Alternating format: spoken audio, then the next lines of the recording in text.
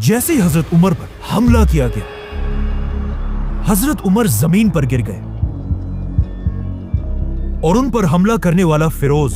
مسجد سے بھاگنے لگا، لیکن جیسے ہی مسلمانوں نے اسے پکڑ لیا، فیروز نے اسی خنجر سے اپنا گلا کاٹ دیا، جس کے بعد مسلمان حضرت عمر کو اٹھا کر ان کے گھر لے کر آئے، لیکن گھر پہنچتے ہی جب انہیں کھجور کا پانی اور دودھ پلایا گیا تو وہ ان کے معدے میں جانے کے بجائے ان کے زخموں سے باہر آنے لگا۔ یہ دیکھ کر حضرت عمر کے ڈاکٹر نے انہیں کہا کہ یا امیر المومنین، اللہ کو یاد کریں، کیونکہ اب آپ کا زندہ رہنا امپاسبل ہے۔ اب جب حضرت عمر نے اپنے ہی موت کی خبر سنی تو وہ اس سوچ میں پڑ گئے کہ مسلمانوں کی اس خلافت، جو دنیا کی سب سے بڑی سپر پاور تھی، کا نیا خلیفہ کون ہوگا۔ تو اب حضرت عمر سے ان کے منسٹرز، جنرلز اور بڑے بڑے صحابہ آ کر ملنے لگے اور سب مل کر حضرت عمر کو اسلام کے تیسرے خلیفہ کے بارے میں اپنی رائے دینے لگے۔ تو سب سے پہلے ایک آدمی نے حضرت عمر کو اپنی رائے دی کہ یا امیر المومنین، آپ دنیا کے اتنے بڑے خلیفہ ہیں اور دنیا کا رواج یہ ہے کہ ہر بڑے بادشاہ کے بعد اسی کا بیٹا بادشاہ بنتا ہے، تو اب آپ بھی اپنے بعد اپنے بیٹے عبداللہ بن عمر کو مسلمانوں کا نیا خلیفہ بنائیں۔ یہ سن کر حضرت عمر نے اسے دیکھا اور کہا، اللہ تمہیں تباہ کرے،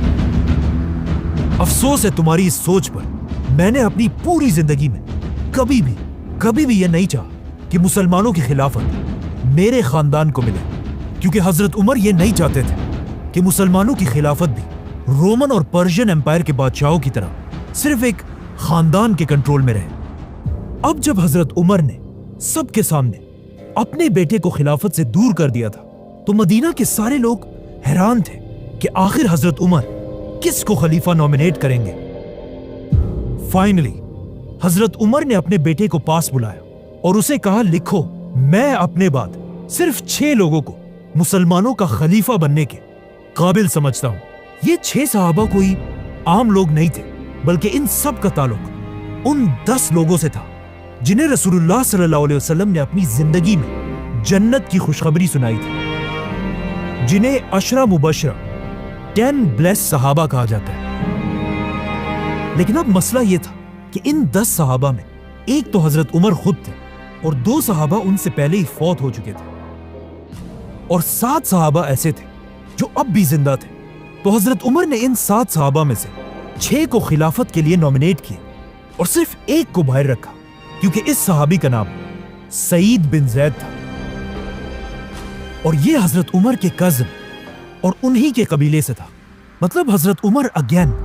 یہ نہیں چاہتے تھے کہ خلافت کسی ایک خاندان کے کنٹرول میں آئے، چاہے وہ خاندان ان کا اپنا ہی کیوں نہ ہو۔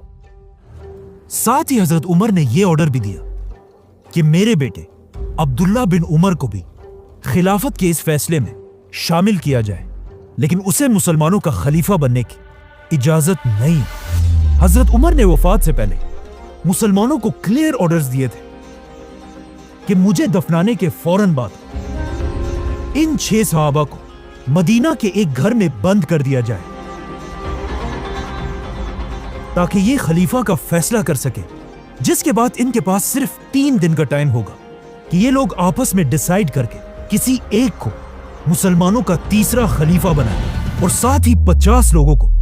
تلواروں کے ساتھ اس گھر کے باہر ان کی حفاظت کے لیے کھڑا کیا جائے۔ ایسا حضرت عمر نے اس لیے بھی کیا کہ ان 6 لوگوں میں سے کوئی بھی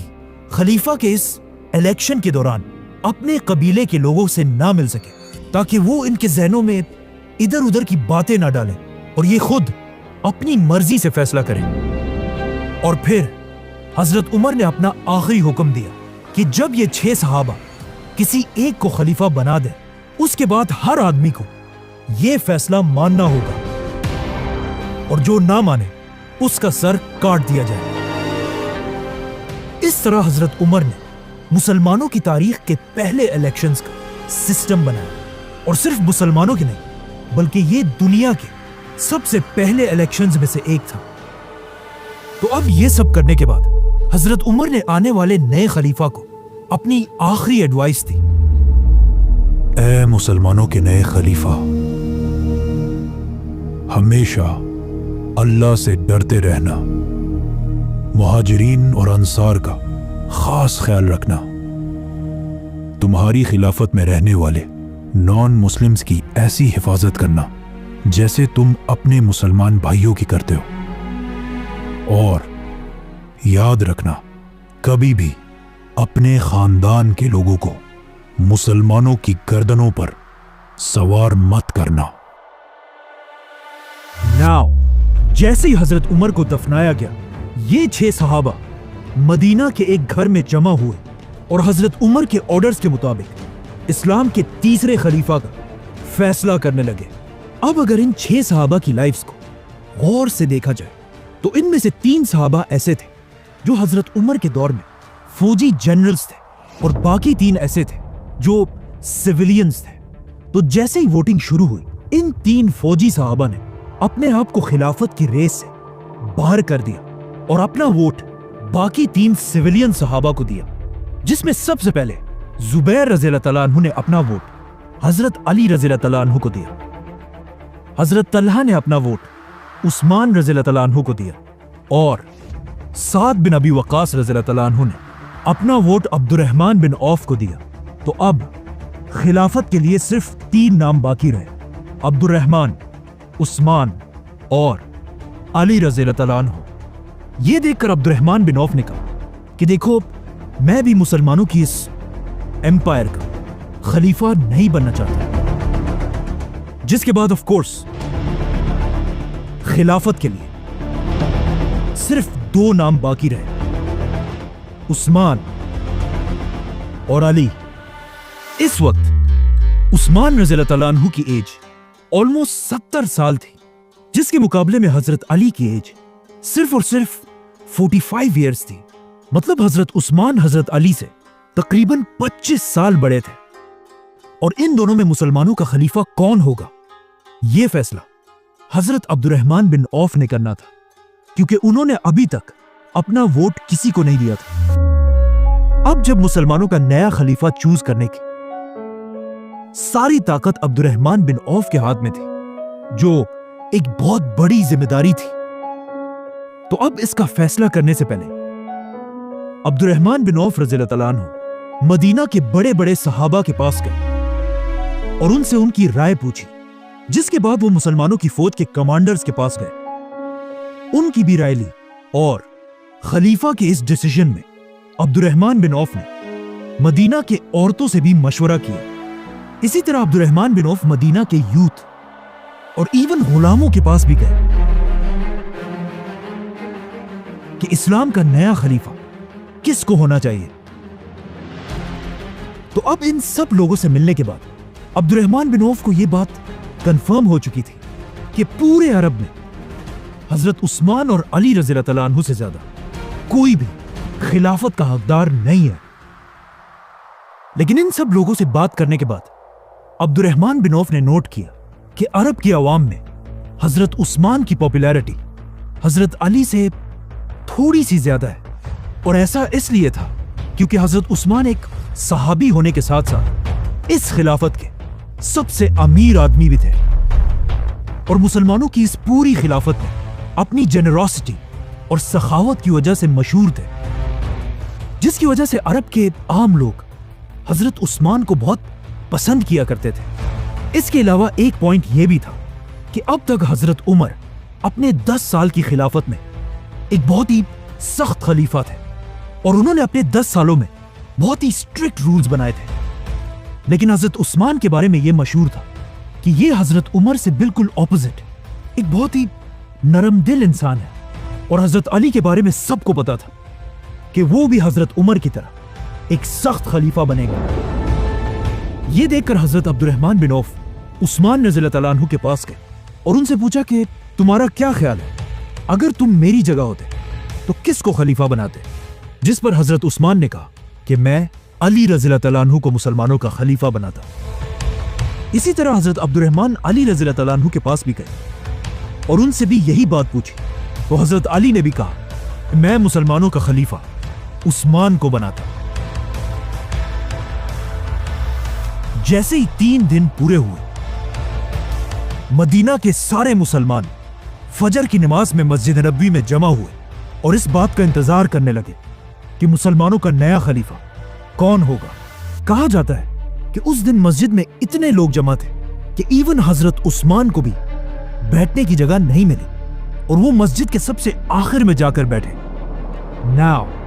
पूरी मस्जिद खामोशी से तीसरे खलीफा के नाम का इंतजार करने लगे। तो अब्दुर्रहमान बिन औफ इन सब के सामने खड़े हुए और एक लंबी दुआ करने के बाद सबसे पहले हजरत अली को अपने पास बुलाया और उनका हाथ पकड़कर पूछा, अली, क्या तुम अल्लाह, उसके रसूल और अबू बकर और उमर के तरीके पर चलोगे? तो हजरत अली ने कहा कि मैं उतना ही कर सकता हूं जितना मुझ में ताकत हो, मतलब I will do my best. जिसके बाद अब्दुर्रहमान बिन औफ ने हजरत उस्मान को अपने पास बुलाया, उनका हाथ पकड़ा और उनसे भी यही सेम बात पूछी, जिस पर हजरत उस्मान ने कहा कि अल्लाह की कसम मैं ऐसा ही करूंगा। आखिर अब्दुर्रहमान बिन औफ ने अपने हाथ उठाए, आसमान की तरफ देखा और कहा, या अल्लाह, खिलाफत की जो जिम्मेदारी आपने मेरे ऊपर डाली थी उसे मैं आज उस्मान के हवाले करता हूं और यही मुसलमानों का नया खलीफा होगा। यह सुनकर सबसे पहले हजरत अली ने उस्मान रज़ी अल्लाह तआला अन्हु के हाथ पर बैत की, जिसके बाद मस्जिद में बैठे सारे लोग हजरत उस्मान के पास आकर उनके हाथ पर बैत करने लगे। तो हजरत उस्मान मस्जिद नबवी में रसूलुल्लाह सल्लल्लाहु अलैहि वसल्लम के मिंबर पर चढ़े और अपनी खिलाफत की पहली स्पीच की, जिसमें उन्होंने लोगों को दुनिया की मोहब्बत छोड़कर आखिरत की जिंदगी की तैयारी करने का हुक्म दिया। ऑलमोस्ट 70 साल की उम्र में खलीफा बनने के बाद हजरत उस्मान ने अपना सबसे पहला हुक्म यह दिया कि मुसलमानों की इस खिलाफत की पूरी फौज और गवर्नमेंट ऑफिसर्स की तनख्वाहों को बढ़ा दिया जाए। और फिर मदीना से हजरत उस्मान ने सारे गवर्नर्स की तरफ लेटर्स भेजे, कूफा, बसरा, दमश्क, अलेक्जेंड्रिया। इन लेटर्स में हजरत उस्मान ने क्लियर ऑर्डर दिया था कि हजरत उमर तो दुनिया से चले गए हैं, लेकिन मुसलमानों की यह खिलाफत अब भी उसी तरह चलेगी जैसे हजरत उमर के दौर में थी। अब जैसे ये लेटर्स मदीना से इन गवर्नर तक पहुंचे तो वो सब इन लेटर्स को पढ़कर हैरान रह गए, क्योंकि पहली बार ये लेटर्स खलीफा उमर बिन खत्ताब की तरफ से नहीं बल्कि अमीरुल मोमिनीन उस्मान बिन अफ़ान की तरफ से थे। और इस तरह इस्लाम का एक नया दौर शुरू हुआ, खिलाफत ऑफ उस्मान रज़ियल्लाहु अन्हु। सब्सक्राइब।